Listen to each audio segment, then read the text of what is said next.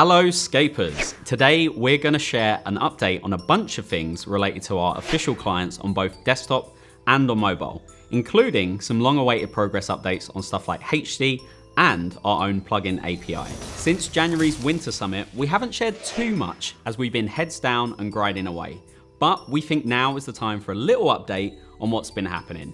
We're really ramping up our efforts to give everybody a better core experience when playing Old School, regardless of what platform you're playing on. So let's head over to the new face for our first update, talking about HD and the improved SD.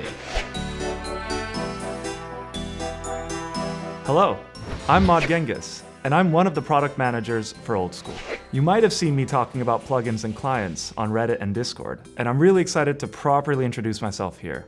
It's a pleasure to meet you. In January, we announced that HD was coming to desktop and to mobile. Since then, we've seen an extremely positive reaction from the community that's continued to this day. I just wanted to start this section by thanking you for all your support. Knowing that our early direction is a good starting point, the team has been working hard to ensure the core of the HD experience is in a great place. While we're in the final stages of tooling to illuminate the game world, most of our time has been spent focusing on two things: performance and SD. It's very important for us to ensure that both HD and SD have streamlined performance, so that you can enjoy whichever mode you prefer on whatever platform or device you want, without your gameplay ever suffering. And with our new pixel-perfected simulated SD, this actually means everyone should see increased performance when using this mode. While we've encountered a few challenges along the way, we've remained focused on making this the best core HD experience possible. Currently, we've released an internal beta for the team to try out HD across all their devices, and to create an internal feedback loop before we let you try HD for yourselves. While that's it for our update on HD, we will be back at this year's Summer Summit with some further details on our progress, so don't miss out. For now, let's swing over to talk all about plugins. Alongside the announcement of HD last year, we spoke for the very first time about our official plugin API, which, like HD, will be coming to desktop and mobile. This is a separate project and our attempt to build something similar to the RuneLite plugin hub you are all famously familiar with. What you might not know is that since the announcement, we've been working with some of the most well-known client developers and plugin makers to ensure the process of creating and publishing plugins works best for you. After all, who better to work with than the people who've been doing this so well for so long? They know what works and what doesn't, and their input has been amazing. It's really important for us to get this right, as we would love to give everyone the option to create and release plugins through our API, which means ensuring we're making it as safe as possible. Those plugin makers will have the chance to start creating through our API very soon, as we want to offer a great range of plugins when this launches to everyone. The team have been working hard to identify some of the most requested plugins you can't live without, and we'll be working with the developers to create some of their very best on our platform. That's all we have to share on the plugin API for now, but we'll be back during this year's Summer Summit with more details on our progress. For now, let's see what's next for the core client features with Mod Lenny. Over the last few years, we've given you some core improvements to the official client on desktop and mobile, such as tile markers, ground item overlays, and XP trackers. With the plugin hub on the way, what's the difference?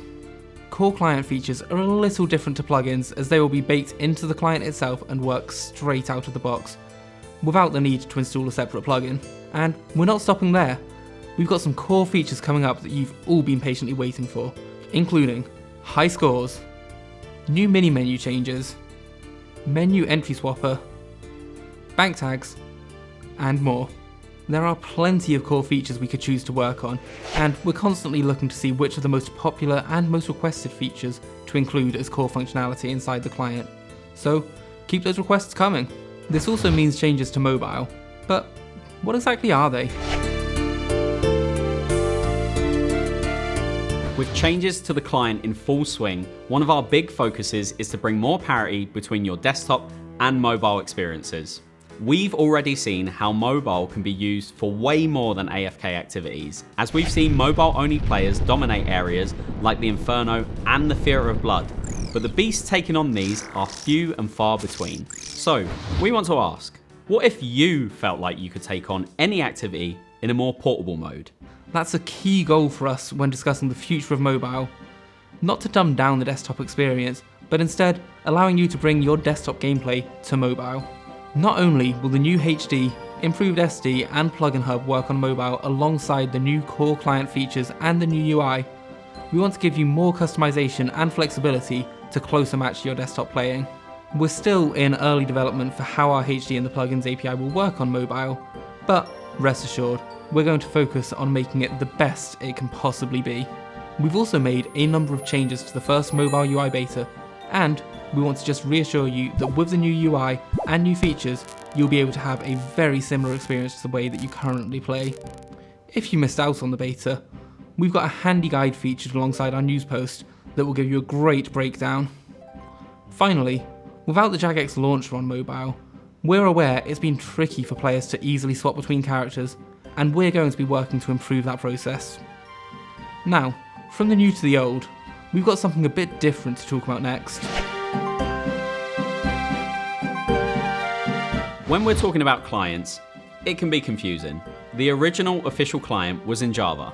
Then, a few years ago, we released a new modern client into Steam, which was in C++. And last year, we added that to the Jagex launcher as well. This client is known as the official client, whereas the old Java client is known as the legacy Java client. You still with me?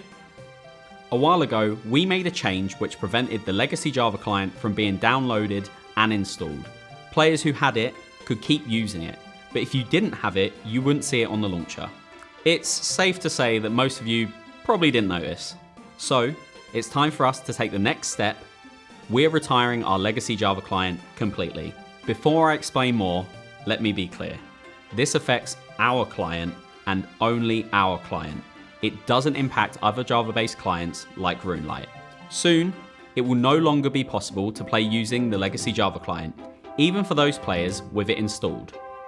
But what's the point in changing this? Well, we know that the majority of you lovely lot use other clients like RuneLite, the official client, HDOS, or you play on mobile. Comparatively, we wanted to know who uses the client. After looking at the number of players, it's clear to us that the majority of players are using the legacy Java client for malicious activity. Additionally, it's also the least secure way to play the game due to the outdated tech on which it's built. So, here we are.